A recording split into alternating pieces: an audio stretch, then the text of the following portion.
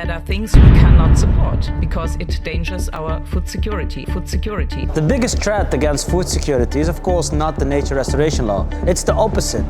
With that we create an atmosphere under which farmers will have a future within the EU. The biggest threat is the industrialization of agriculture. We need to help small, medium-sized family farms so that they can continue producing food within the EU. A lot of parts is against our climate targets.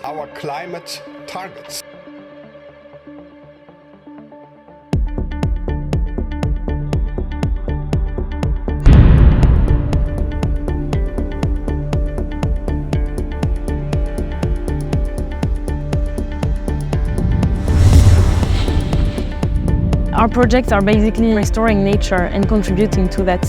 Solar PV can have positive biodiversity impact and help nature restoration. European cities want to have a legally binding and flexible target. The nature restoration law will be a pillar of support. El PP ha traicionado su palabra, firmó el Pacto Verde Europeo, pero ahora está en una estrategia negacionista con la extrema derecha. Es una vergüenza, es intolerable, están llenando el debate de manipulaciones y de mentiras. Negacionismo puro.